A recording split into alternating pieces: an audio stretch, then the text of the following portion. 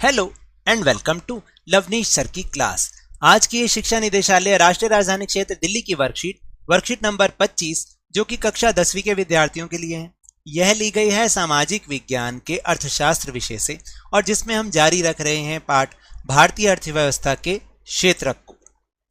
तो चलिए बिना समय गवाए शुरुआत करते हैं मेरे साथ और समझने की कोशिश करते हैं। देखिए, आज की इस वर्कशीट में हम ये जानेंगे कि आखिर देश में अतिरिक्त रोजगार को बनाने का यानी और रोजगार पैदा करने की क्या जरूरत है और कैसे हम अतिरिक्त रोजगार पैदा कर सकते हैं, क्योंकि हम सब जानते हैं कि आज भी हमारा देश एक कृषि प्रधान देश है और ज्यादातर लोग कृषि कार्यों में लगे हुए हैं। लेकिन जैसे कि पिछली वर्कशीट में भी हमने जाना कि कृषि क्षेत्र में छिपी हुई बेरोजगारी बहुत ज्यादा होती है, यानी जितने जने की आवश्यकता होती है, जितने लोगों की आवश्यकता होती है उससे कहीं ज्यादा उस काम में लगे हुए होते हैं। तो इसलिए वो लोग जो बाकी बचे हुए लोग होते हैं वो अपनी क्षमता से कम काम कर रहे होते हैं, तो इसलिए बेरोजगारी बहुत ज्यादा है। तो आखिर बेरोजगारी को दूर करने के लिए और रोजगार पैदा करने की क्या जरूरत है और कैसे होने चाहिए, इस वर्कशीट में हम उसके बारे में जानेंगे। तो चलिए देखते हैं एक बार। वर्कशीट 24 में हमने देखा कि देश में आधे से अधिक श्रमिक प्राथमिक क्षेत्रक में काम करते हैं, जैसा कि मैंने अभी आपको समझाया, जिसका सकल घरेलू उत्पाद में योगदान काफी कम यानी लगभग 15% है। यानी आधे से ज्यादा लोग प्राथमिक क्षेत्र में लगे हैं जिसमें वो कृषि कार्यों में ज्यादा लगे हैं, और इससे क्या हो रहा है, जो हमारे जीडीपी में उनका कंट्रीब्यूशन है वो बहुत कम है, 15%। ठीक है, द्वितीयक और तृतीयक क्षेत्रक का सकल घरेलू उत्पाद में योगदान लगभग 85% है, यानी उनका योगदान सबसे ज्यादा है द्वितीयक और तृतीयक क्षेत्रक का। परंतु ये क्षेत्रक आधे लोगों को ही रोजगार प्रदान करते हैं, यानी यहाँ पर इनका योगदान तो बहुत ज्यादा है लेकिन इनमें रोजगार केवल आधे ही लोगों को मिला हुआ है।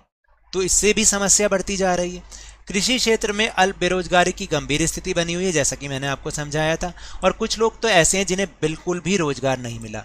अब ऐसी स्थिति को देखते हुए हमें देश में अधिक से अधिक रोजगार सृजित करने की आवश्यकता, यानी रोजगार पैदा करने की बहुत ज्यादा जरूरत है। अब ये रोजगार, अतिरिक्त रोजगार पैदा कैसे हो, इसके लिए मैं आपको बताऊं, दो योजनाएं चली हुई हैं। जैसे एक मतलब दो उपाय हैं, एक तो छोटी अवधि के लिए यानी करंट, जिसकी की अभी जरूरत है, और बहुत सारे उपाय ऐसे भी हैं जो दीर्घकालीन उपाय हैं, जैसे कि जिनको हम धीरे धीरे अपनाएं तो और ज्यादा रोजगार पैदा होंगे। चलिए अब जानते हैं और बात करते हैं अपने अगले टॉपिक पर, अतिरिक्त रोजगार का सृजन आखिर कैसे हो।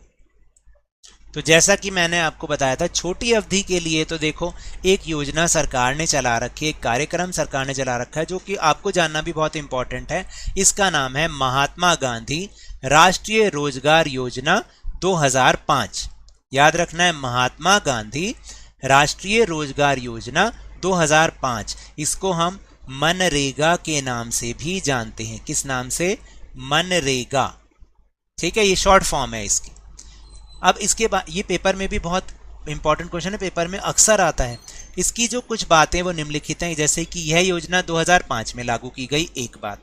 ठीक है, फिर इस योजना के अंतर्गत 100 दिनों के रोजगार की गारंटी दी गई है, यानी सरकार जो है, जो कुशल व्यक्ति होता है यानी कि जो एबल व्यक्ति, उसके लिए योग्य व्यक्ति है, उसको 100 दिन के रोजगार की गारंटी तो सरकार देगी। इस प्रोग्राम के तहत रोजगार ना मिलने पर बेरोजगारी भत्ता भी दिया जाएगा। अगर सरकार रोजगार नहीं दे पाती तो उन लोगों को बेरोजगारी भत्ता दिया जाएगा, यानी कि पैसा दिया जाएगा। फिर चौथा पॉइंट है कि अपने गांव या आसपास के क्षेत्र में ही कार्यस्थल होना, यानी काम आपको या तो अपने गांव में मिलेगा या आसपास के क्षेत्र में ही मिलेगा। और फिर पांचवा पॉइंट इसका क्या है, बहुत इंपॉर्टेंट, कि 1/3 रोजगार इसमें महिलाओं के लिए सुरक्षित है, यानी कि कहने का मतलब जितने भी रोजगार होंगे उसमें 1/3 महिलाओं के लिए होंगे।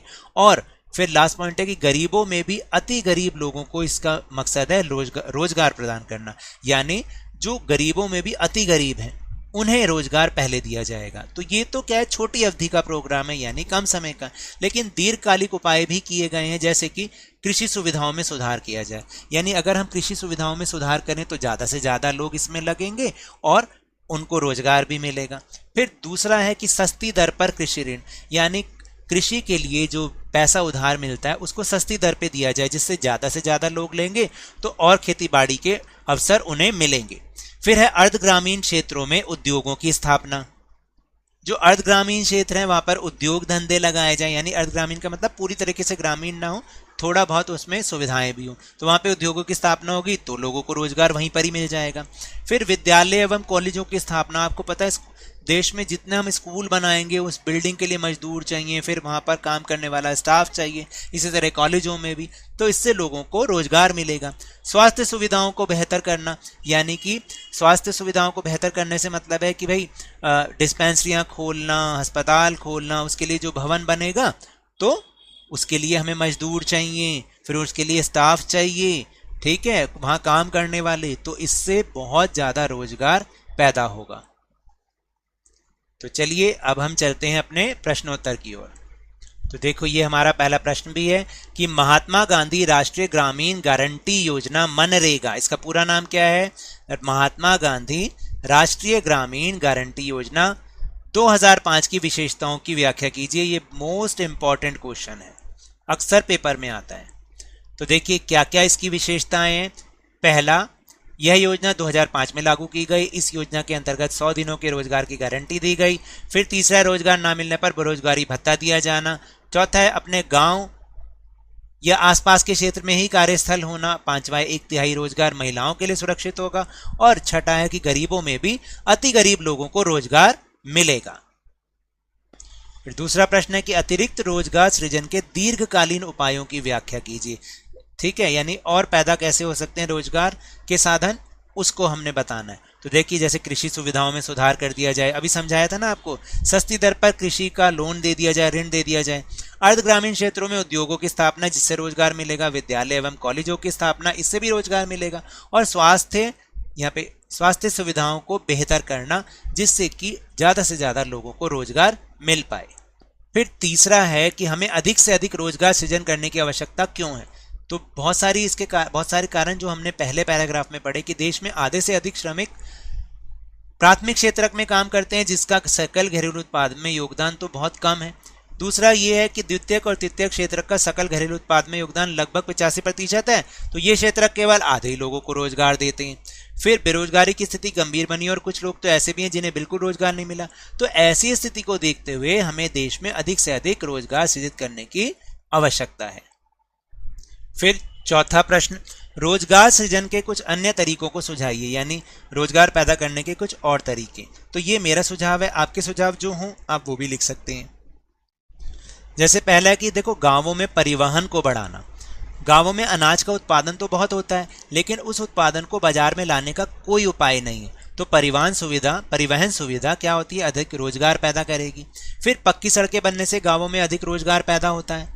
भाई पक्की सड़कें बना दें तो बहुत सारे रोजगार की एक्टिविटी वहां पर हो सकती है। फिर तीसरा है कि पर्यटन के क्षेत्र में सुधार की जरूरत है, यानी पर्यटन मतलब घूमना फिरना जो होता है, ये गांव के साथ साथ शहरों में भी अधिक रोजगार पैदा करता है। तो इस तरह से हम इन तरीकों को सुझा सकते हैं।